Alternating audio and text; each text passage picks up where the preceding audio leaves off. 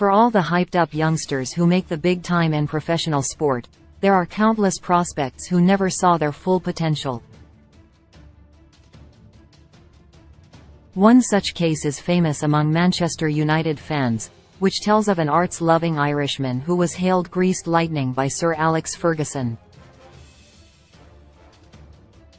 Scouts once told of a little-known talent from Strabane in Northern Ireland, allegedly so fast he could catch pigeons. And so the tale of Adrian Doherty was born, albeit one that would end in tragedy. The diminutive winger was only 13 when he had trials at Arsenal and Nottingham Forest, but it wasn't until 2 years later that he signed for the Red Devils as an apprentice. Not only blessed with raw pace, Ferguson once celebrated a starlet boasting the most amazing football skill, but was happiest with his books, poems and guitar. While Ryan Giggs, who was born just 5 months after Doherty, is regularly remembered as the best of that age group, United romantics remind of the excitement the Northern Irishman caused at the time.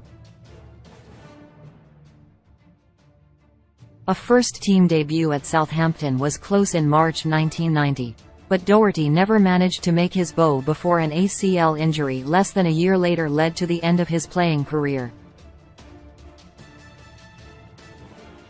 Another class of '92 member, Gary Neville, was complimentary of his contemporary, describing Doherty as an easygoing lad who got on with everybody, who never upset anyone. Just a really good lad. Stories tell of a homesick Doherty traipsing the streets of Manchester busking on his guitar in his spare time. Former teammates told of one recital at a Christmas party where it's believed he played a Bob Dylan song, while Robbie Savage, 1 year his junior, recalled him strumming in the next room. He was a fearless, strong and skillful footballer, but what I remember most was his personality and his intelligence, said 4-time Premier League champion Brian McClure. He loved to chat about music, books and poetry.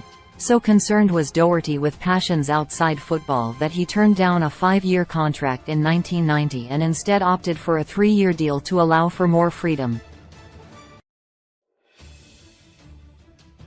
Ferguson also intervened to prevent a then 17-year-old Doherty from being included in Northern Ireland's under-21 squad for a fixture against Israel, with the Scot deciding his player was too young at the time.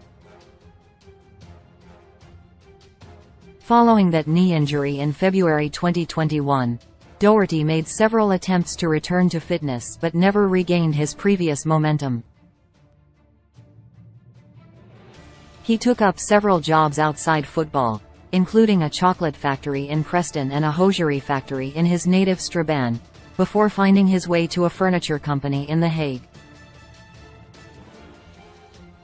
He never returned from the Netherlands, however, after he was found unconscious in a canal and spent more than a month in a coma before dying at 27 on June 9, 2000. Save for 3 appearances at Derry City, where his father was also a player, Doherty didn't kick another competitive ball after leaving Old Trafford. Given the quality and quantity of plaudits coming his way from such revered figures, it's testament to the player's potential despite never making his debut. The Dylan reciting, poetry writing starlet of Strabane, who was never given the chance to dazzle quite like he deserved.